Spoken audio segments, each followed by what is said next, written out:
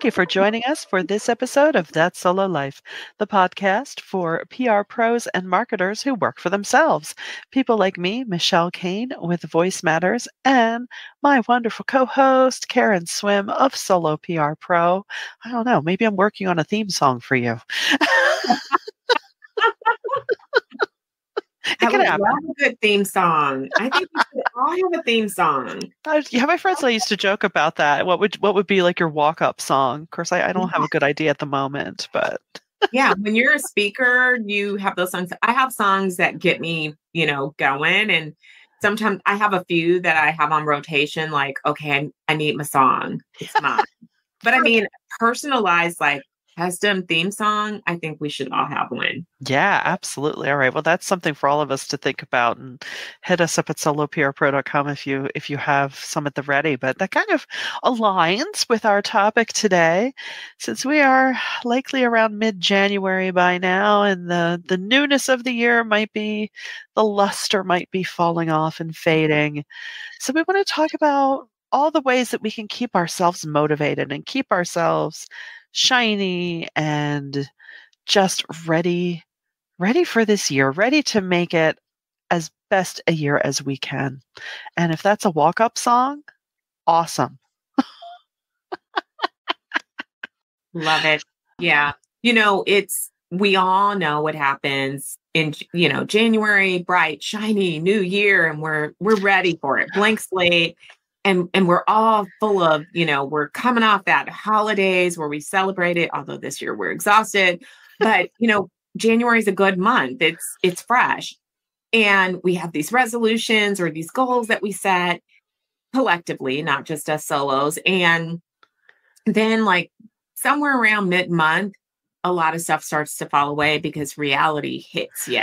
You come back to an inbox that's overflowing and your clients want stuff, and the dog threw up, and, the kids got kicked out of school. There's projects due. There's too many athletic events. Your mother-in-law is being a pain, whatever it is. Like life intervenes, and suddenly those goals, you miss a day, then another day, then another day, and then it's just a memory. Right. Then you're back on the hamster wheel. Yeah. You're on the hamster wheel.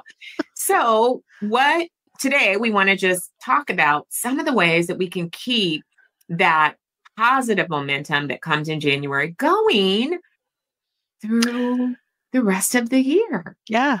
I think one way that I'm really trying to be conscious of is to just take a pause when you sense that steamroller mentality, or when that steamroll activity is about to set off. And it does help. I think if for nothing else, the primary point of, I do have the power to take even 30 seconds and say, okay, what's next? And I think if you allow yourself those moments, even if it's just once a day, I think you'll see that your stick-to-itiveness is definitely helpful. Because let's face it, by the time this time of year hits, we've blown through all the Christmas chocolate, so our sugar cravings are kicking in, and we're like, what do you mean I only have rice cakes? And maybe you've finally taken down the holiday lights, which I'm always sad about. I'm thinking, leave them up through February. Winter is bleak enough. But I think just taking whatever time you need to reset yourself as often as you need to, I think is one helpful way. I also think getting in a habit of gratitude. So we know about gratitude journals, or, writing something you're thankful for on a piece of paper, putting it in a jar. So now you have a jar that you're collecting that you just pull out. But something that I've gone back to doing this year that I had gotten away from is at the end of every week, I just take a couple minutes, and I already have a physical planner, and I already have like little blocks set up. I write down, what went well this week, and then what I need to improve. Mm-hmm. So if I am working on a goal and I didn't, hit the goal every day, that's okay. What can I do to make sure that next week I'm, getting better at it? And I always keep this mantra that, has stayed with me for years: progress, not perfection. Because I Mhm. think sometimes when we set out, we think that we have to be perfect at things. And then when we become imperfect, we let it go. I don't do that. I just look at, hey, this is my baseline. And you're not going to start out something and be perfect. That's what the whole goal is about and the whole journey is about. It's learning to get better at it. And so taking that time every week to just be honest about, okay, what could I have improved this week? And then write that down so that next week I have a plan to handle those little stumbles. And then what went well? Like, what were the wins? Because what I find is that if you don't write it down where you can look at it, you forget about all the things that went really well. And because something goes well and then 10 million things come at you Yeah. and you forget and you're running to the next thing and you're doing the next thing. And it's like you forget, like, hey, my client sent me this really nice email that said how great I was, or wow, this campaign went off flawlessly, or wow, this media hit that I've been chasing finally came through. We forget. And when you write it down, you have like this nice little record from week to week. And I think that that keeps your positive energy going when you reflect on that routinely and you're not sucked into like, ugh, of it Yeah. all.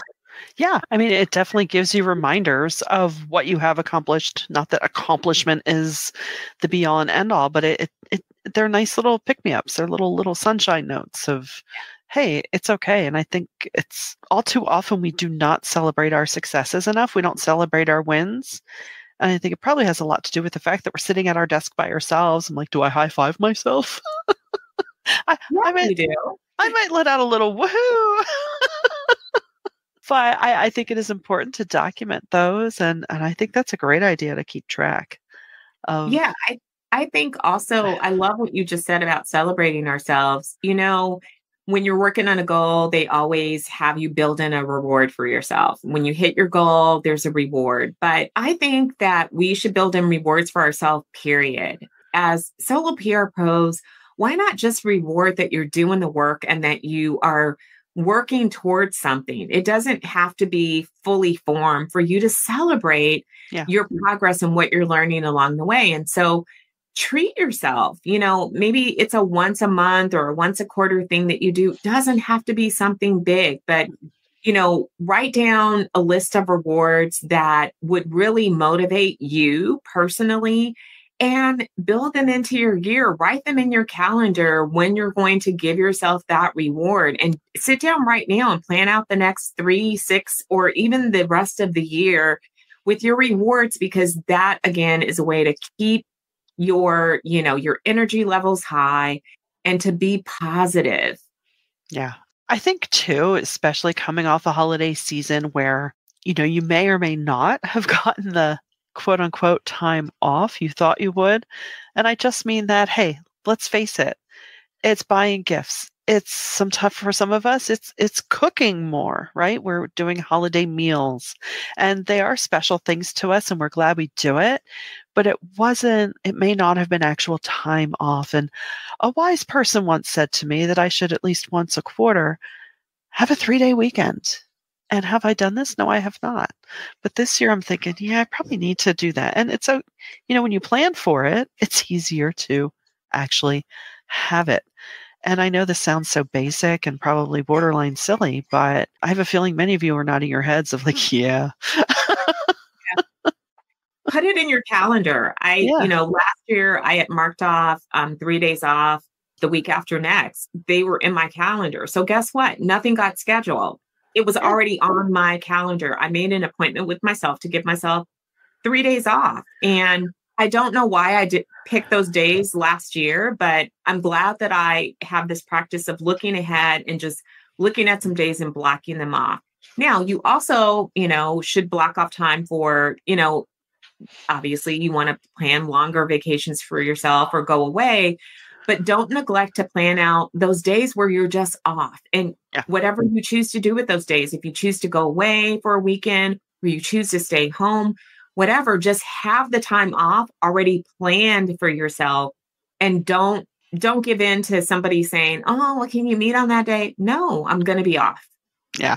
Yeah. It's so easy to succumb to, oh, I can catch up on this or Yeah. that. I have a friend who would, she's had ample break over the holiday, and that's wonderful. And she's like, "Oh, I'm gonna clean out my cupboards, and I'm gonna wipe this down." I'm like, "Wow, deep cleaning. That's awesome." I think, when would I ever have time to do that? I'm Yeah. like, "Oh, right, because you have time off." You have time off. But, there's something to be said for time off, really being time off too, and a break, and not doing any of those things that feel like work. Cleaning and organizing is my happy place, but I've also learned that there is something special about not doing those things and actually having a day off where you just are resting or reading a book or seeing a movie and not doing work like things that are productive and adult. Well, and isn't that the key, right? Don't feel like you always have to be productive. Having a work ethic is a wonderful thing, but I think all too often we can use it as a bludgeon on ourselves of, well, I can't just sit here.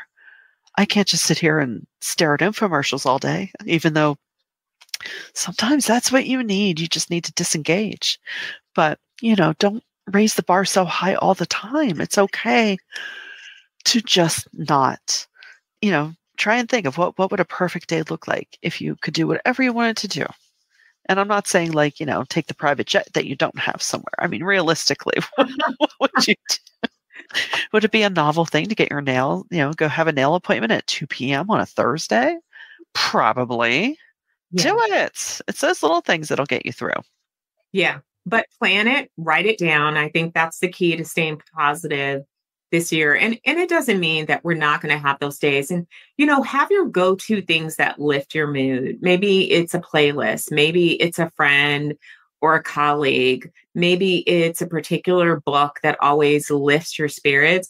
Have your go-tos so that, again, focus on remaining joyful and upbeat and positive this year, because there's a lot of things around us out in the wild, in the natural environment, that are trying to bring us down. And while we live in this world and we need to participate in it, you don't have to let it drain your mood. And so we want to make sure that you keep your energy level stable this year, and that your enthusiasm for, living your best life remains high all year long.